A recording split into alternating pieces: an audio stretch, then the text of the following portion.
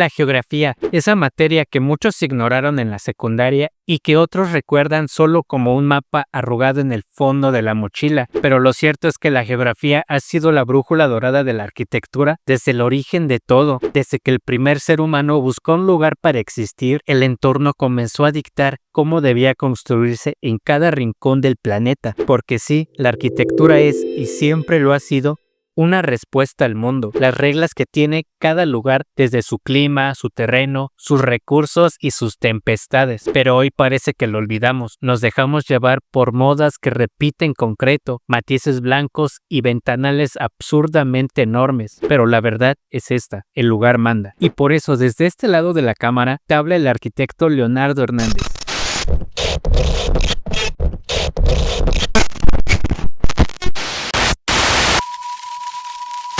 Este pequeño punto azul llamado Tierra.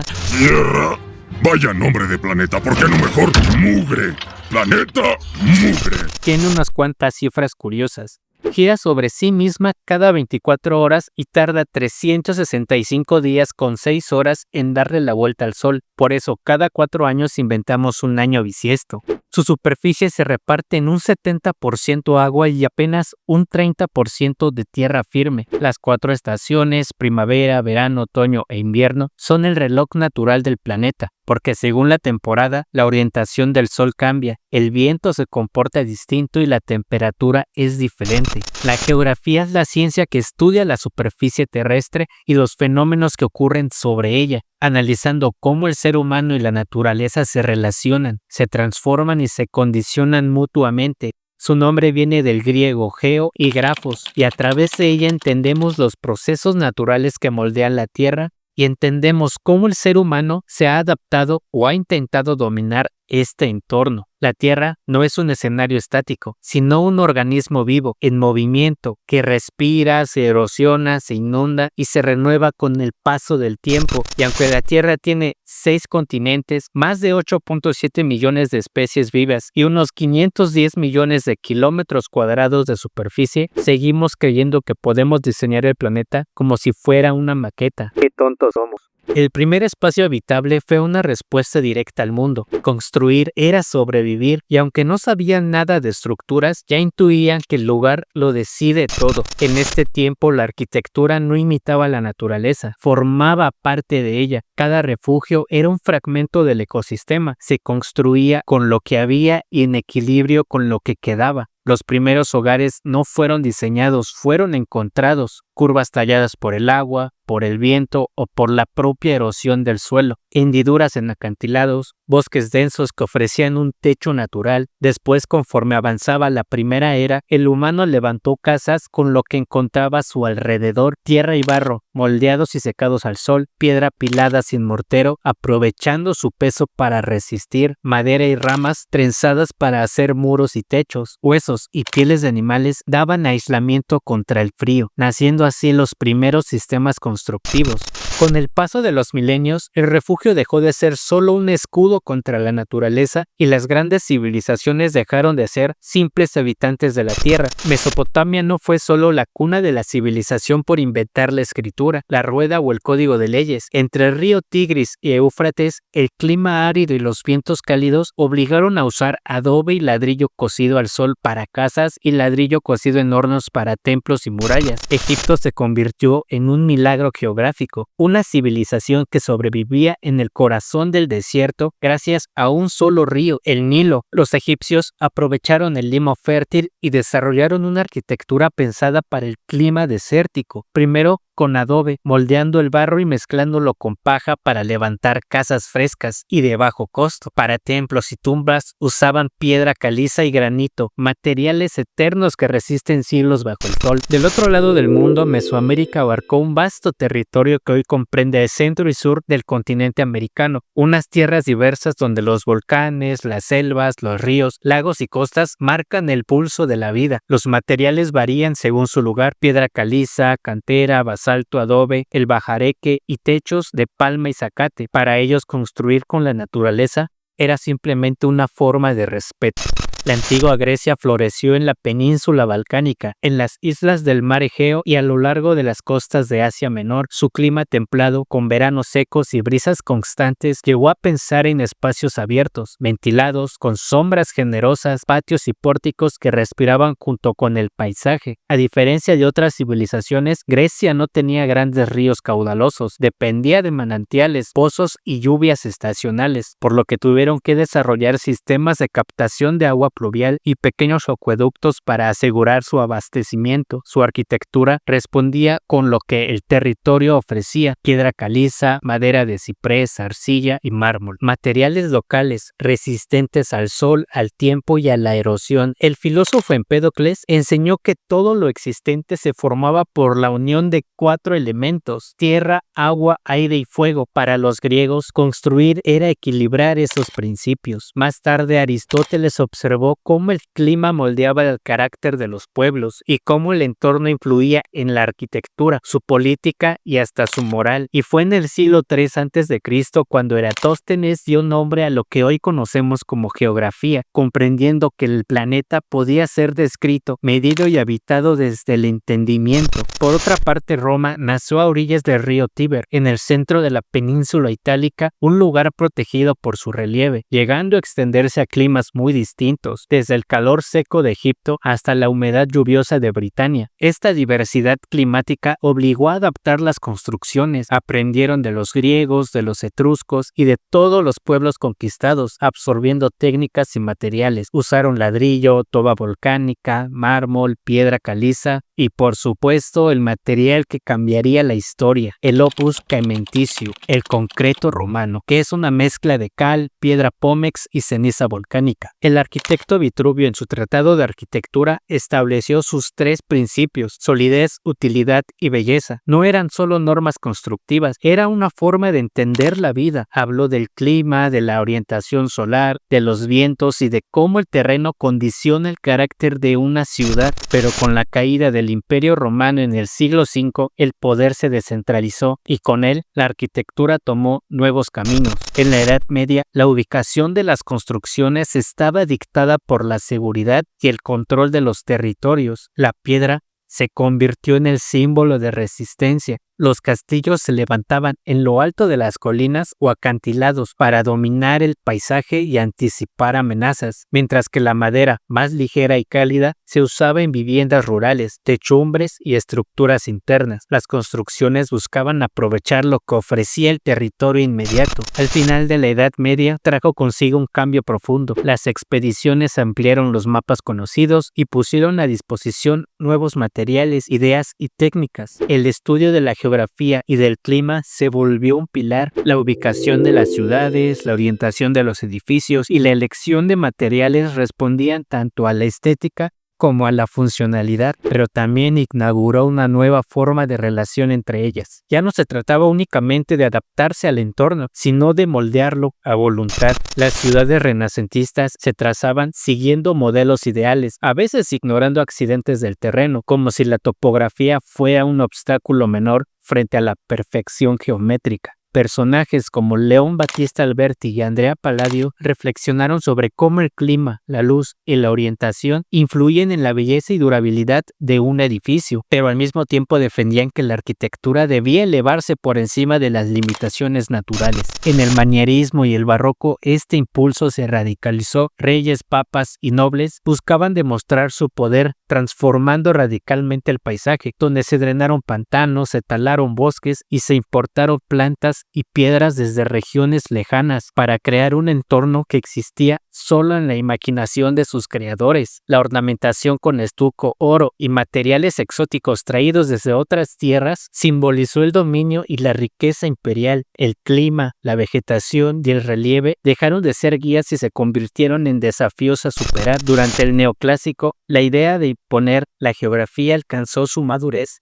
Si un lugar no tenía el mármol, la madera o el granito deseado, se traía desde cientos y miles de kilómetros sin importar el costo o la dificultad. La arquitectura se volvió un manifiesto de dominio técnico y económico sobre el mundo natural, un mensaje claro de que el poder podía alterar ríos, modificar costas o allanar colinas para erigir su propia visión de orden. Esta actitud marcaría el inicio de una era donde la identidad arquitectónica ya no estaba dictada por el lugar, sino por la ambición de quien la construía. La era industrial abrió un capítulo sin precedentes. La piedra, la arcilla y la madera, que por siglos conectaron al hombre con la tierra, fueron desplazadas por el acero, el vidrio y el hormigón, permitiendo levantar estructuras que parecían ignorar las leyes de la naturaleza. Ingenieros como Gustav Eiffel demostraron que una torre podía elevarse 300 metros sobre el suelo, independientemente del viento o del relieve. Sin embargo, esta fe ciega en la técnica trajo aciertos y errores. El suelo se perforó, las montañas se dinamitaron, los ríos se encauzaron, los lagos se secaron, los bosques se talaron y las ciudades seguían creciendo sin control. La naturaleza nos recordaba que por mucho que se quisiera moldear el planeta a voluntad, el entorno siempre encuentra la manera de reclamar lo que era suyo. Este tira y afloja entre ambición y adaptación prepararía el terreno para una nueva generación de arquitectos que volverían a preguntarse si construir era conquistar o adaptarse a la tierra. Eugene Viollet-le-Duc proponía que el arquitecto debía observar cómo la naturaleza resuelve los problemas estructurales y aprender de sus leyes. No se trataba de copiar una flor, sino de entender por qué esa flor se sostiene, afirmando que la arquitectura debía evolucionar igual que la naturaleza, adaptándose a su entorno, aprovechando sus recursos y desarrollando estructuras cada vez más eficientes. La Bauhaus, fundada en 1919 por Walter Gropius en Weimar, Alemania, se presentó como un manifiesto de reconciliación entre industria y arte. Aunque su estética buscaba la universalidad, muchos de sus proyectos incorporaban estudios de orientación solar, ventilación natural y materiales locales cuando era posible.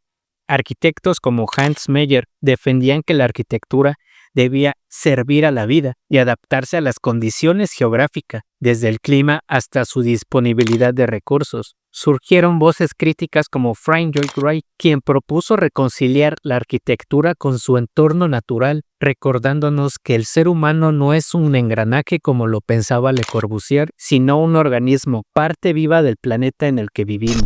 En paralelo, Albert Speer, arquitecto de Hitler, diseñó espacios monumentales, donde la geografía quedaba subordinada al espectáculo ideológico. Plazas inmensas que ignoraban la orientación solar, avenidas que requerían un gasto masivo de materiales importados y edificios cuya escala buscaba someter psicológicamente al individuo. Aquí la imposición de la geografía alcanzó un nuevo extremo. No se trataba de adaptarse al terreno, sino de modificarlo o arrasarlo si no servía el discurso del poder. Pero en otros países, la guerra obligó a replantear prioridades. La escasez de acero y cemento impulsó el uso de materiales locales y soluciones ingeniosas, como las casas prefabricadas de madera en zonas frías o la reutilización de ladrillos en ciudades bombardeadas. Este periodo dejó claro que la arquitectura no podía escapar de su debate eterno. ¿Es la construcción un acto de conquista o un acto de aprendizaje? La Bauhaus había abierto la posibilidad de dialogar con la tierra, pero la ideología, la guerra y la tecnología mostraron lo fácil que era caer nuevamente en la tentación del poder. Tras la Segunda Guerra Mundial, el mundo se encontraba en ruinas física y moralmente. La urgencia de reconstruir ciudades enteras, junto con el desarrollo de nuevas tecnologías, dio paso a una arquitectura marcada como el funcionalismo. Construir rápido, con eficiencia y con el mínimo de ornamentos. Arquitectos como Le Corbusier retomaron su visión de máquinas de habitar, buscando un orden universal que, en teoría, podía adaptarse a cualquier latitud y lugar del mundo. Sin embargo, incluso él comprendió que no todo podía estandarizarse. Paralelamente al avance de la climatología, una rama de la geografía física que estudia el comportamiento de la atmósfera, las temperaturas, los vientos y la radiación solar, se convirtió en una nueva aliada. Gracias a ella, Victor Olgiay y Baruch Givony desarrollarían herramientas como las Comfort Charts para definir condiciones óptimas de habitabilidad. Por primera vez, la geografía y el clima se podían leer en gráficos científicos que guiaban al diseño arquitectónico. En el brutalismo, Nacido como un lenguaje honesto y austero, encontró en el concreto expuesto un símbolo de fuerza y reconstrucción. Sin embargo, en muchos casos, la estética prevaleció sobre la adaptación al clima, dependiendo cada vez más de sistemas mecánicos de climatización. En el minimalismo más sensible, proponía lo contrario, un regreso a la adaptación inteligente, donde la ciencia y la tradición se encontraban para crear espacios que pertenecieran de forma genuina al lugar donde se erigían. Fue entonces cuando arquitectos como Ken Jeng revalorizaron la arquitectura bioclimática y vernácula. Era la arquitectura volviendo a leer la geografía, pero ahora con herramientas científicas y conciencia ecológica. La posguerra dejó una paradoja que Reinhard Bentham supo leer con precisión quirúrgica. Mientras la ciencia del confort y la climatología ofrecían herramientas para diseñar con armonía con la geografía, la creciente fe en la tecnología prometía independencia del entorno. Ya no importaba el clima, el terreno o la orientación, las máquinas se encargarían de todo. Y con ello regresó la vieja tentación humana de controlar más que entender. Y justo ahí, cuando la arquitectura parecía olvidar de nuevo a la Tierra, surgió una nueva corriente que miraría hacia la naturaleza con humildad científica, la biomimética. Era la naturaleza una vez más convirtiéndose en maestra, volvía a ser el manual más antiguo de la arquitectura. En la era actual, la arquitectura ha estado en una etapa de reflexión profunda. La crisis climática y la degradación ambiental han obligado a repensar la relación entre el edificio y su entorno. La arquitectura sustentable tomó protagonismo, con figuras como Norman Foster, Stefano Boeri o Glenn Murcutt. Ellos demostraron que adaptar la construcción a la naturaleza no es un retroceso, sino un avance hacia la resiliencia. La geografía volvió a ser el punto de partida. Mapas solares, análisis de vientos, estudios hidrológicos y geológicos, evaluaciones de biodiversidad, materiales locales, energías renovables y sistemas de captación de agua son ahora tan importantes como los planos. En paralelo, una nueva rama comenzó a formar fuerza, la neuroarquitectura, impulsada por investigadores como Eve Edelstein, Esther Sternberg o Anja Chatterjee, que estudian cómo los espacios afectan nuestras emociones y la geografía se volvió un recurso físico y sensorial. La luz cálida de un atardecer, la brisa que entra por una ventana, el sonido del agua o el aroma de la vegetación local se incorporaron como parte de un diseño que busca bienestar, y así el diseño empezó a hablar de dopamina, cortisol, oxitocina y demás hormonas biológicas del cuerpo que nos ayudan a construir emociones. En esta era, la tensión histórica entre imponer la geografía o adaptarse a ella ha encontrado un equilibrio, pero mirando hacia el futuro, la arquitectura se enfrenta a retos inéditos: cambio climático acelerado, urbanización masiva, escasez de recursos y la necesidad de bienestar integral para la población. En este escenario, la geografía deja de ser solo un factor a considerar y se convierte en la columna vertebral de cualquier diseño arquitectónico. A lo largo del tiempo, la arquitectura ha intentado muchas veces dominar la Tierra, pero al final siempre terminamos volviendo a ella una y otra vez. Quizá el error estuvo en creer que la arquitectura era el arte de construir sobre ella, cuando en realidad siempre fue el arte de construir con ella. Hemos aprendido, a veces con dolor, que construir también es volver a tocar el suelo, a sentir el agua en las manos, a escuchar el viento y a mirar el sol del amanecer o del atardecer sin miedo a quemarnos. Hoy sabemos que cada vez que un arquitecto levanta una idea en armonía con el planeta, el mundo suspira, como si por un instante la Tierra y nosotros volviéramos a hablar en un mismo idioma. El planeta no necesita más monumentos, necesita más conciencia, más respeto y más cuidado por el mundo en el que habitamos. La captación de agua, los muros y techos verdes, la reutilización de materiales, el reciclaje y la energía renovable son apenas gestos de humildad ante el hogar que nos sostiene. Y ahora, desde este lado de la cámara, te invito a ser parte de esta conversación. Suscríbete, dale like, comparte este video y déjame tu comentario. Ayúdame a que más personas descubran cómo la geografía moldea cada espacio que habitamos. Y recuerda que la arquitectura no es solo lo que vas a construir, sino el lugar donde decides hacerlo. Cambio y fuera.